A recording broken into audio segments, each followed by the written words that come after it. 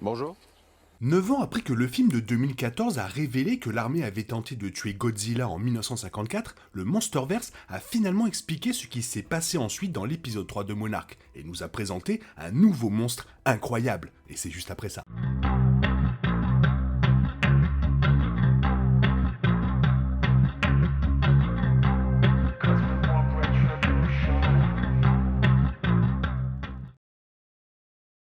Le scénario flashback de la série Godzilla a permis une profonde réflexion pour plonger dans l'histoire du Monsterverse, y compris le moment qui a effectivement servi de véritable point de départ. Mentionné pour la première fois lors du reboot de Godzilla en 2014, le plan militaire visant à tuer le roi des monstres en 1954 est le véritable début de la relation des humains modernes avec la créature.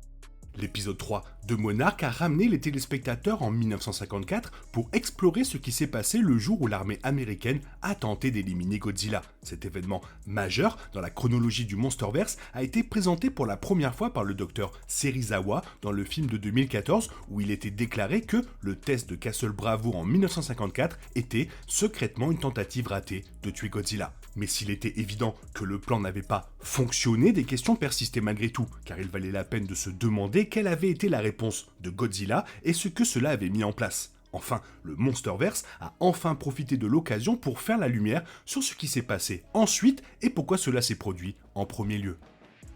Dans Godzilla, il a été déclaré que le monstre avait été réveillé de son hibernation, dans les années 50, par un sous-marin nucléaire. Apparemment, c'est ce qui a conduit l'armée américaine à prendre conscience de sa présence. La série a développé ce point en révélant que c'était Monarch qui l'avait trouvé en premier, après avoir trouvé son empreinte aux Philippines, comme on le voit à la fin de l'épisode 2, le trio Monarch composé de Bill Randa, Shaw et Keiko ont partagé leur découverte avec le général Puckett, le commandant de Shaw. Il a fallu un peu de persuasion, mais l'empreinte de pas a été suffisante pour pousser Puckett à soutenir son plan visant à attirer Godzilla dans le grand jour.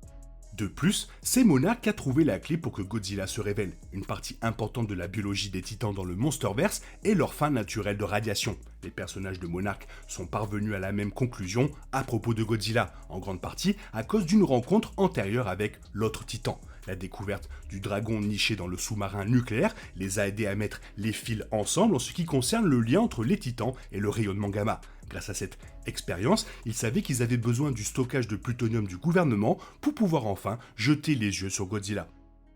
Après ce que Godzilla a établi sur l'histoire militaire avec Godzilla en 2014, il n'est pas surprenant que le général Puckett n'ait pas exactement fait ce que Monarch avait en tête. Il s'avère que Monarch voulait seulement l'étudier, alors que l'armée était beaucoup plus préoccupée par ce qui se passerait si Godzilla devenait un ennemi. Après avoir fait passer le plan à travers la chaîne de commandement, il a été décidé que tuer Godzilla, plutôt que simplement confirmer son existence, était la meilleure option disponible.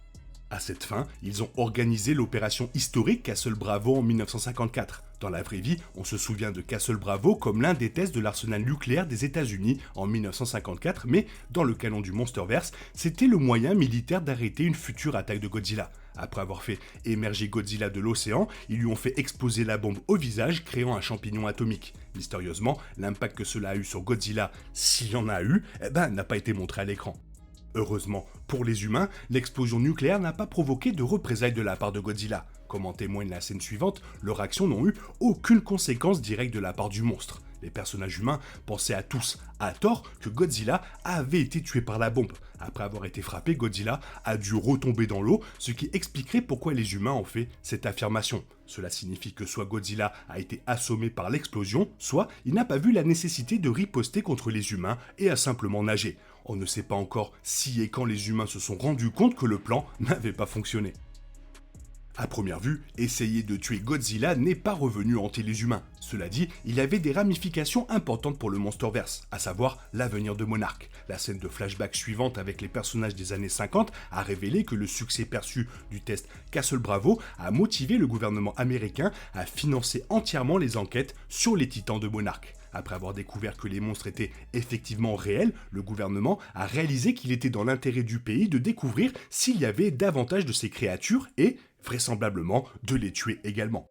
Pendant au moins un certain temps, Monarch a bénéficié du plein soutien du gouvernement américain après 1954. Cette révélation dans l'épisode 3 confirme à quel point le test Castle Bravo est crucial pour la place de Monarch dans le Monsterverse. À l'heure actuelle, Monarch est une organisation extrêmement puissante avec une portée impressionnante. Au début de Godzilla, roi des monstres, il comptait plus d'une douzaine d'avant-postes à travers le monde, surveillant une longue liste de mutants. Bien sûr, une grande partie des ressources énergétiques dont il disposait ont été développées progressivement, mais le test Castle Bravo en était responsable en grande partie. On peut supposer que l'accès à un meilleur équipement et à un financement gouvernemental a permis à Monarch de découvrir plusieurs des titans trouvés avant le roi des monstres. Sur la base de l'accord conclu par Keiko Sho et Randa, Monarch et le gouvernement n'étaient pas sur la même longueur d'onde malgré la promesse de financement de Phuket dans l'épisode 3. Peur que l'armée ne réagisse de la même manière à toute découverte de titans. Comme ils l'ont fait avec Godzilla, il a été déterminé que Sho, en tant qu'agent de liaison avec Monarch, ne serait informé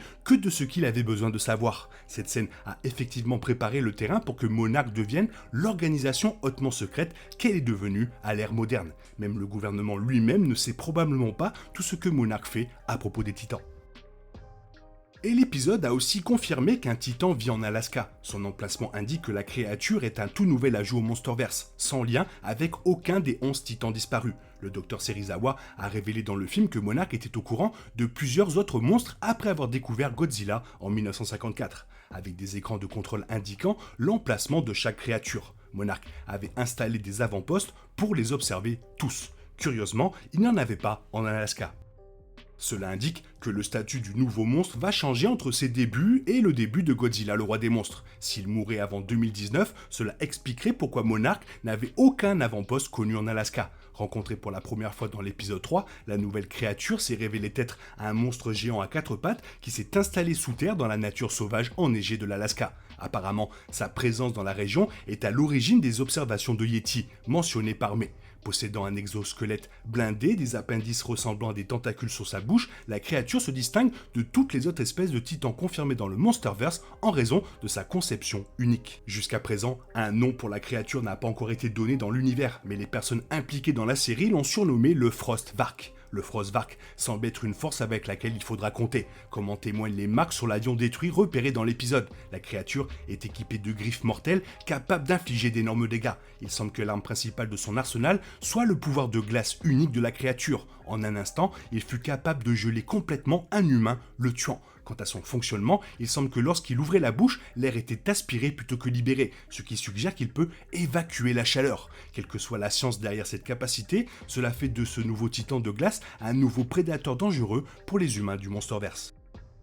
C'était encore un très bon épisode pour cette série Monarch. Toi, qu'est-ce que tu en as pensé? Fais-moi part de ton avis dans la zone commentaire. Sinon, il est temps pour toi de reprendre le cours normal de ta vie. Bien sûr, on se retrouve bientôt pour une nouvelle vidéo. Bisous bisous, bye bye. Everyone retribution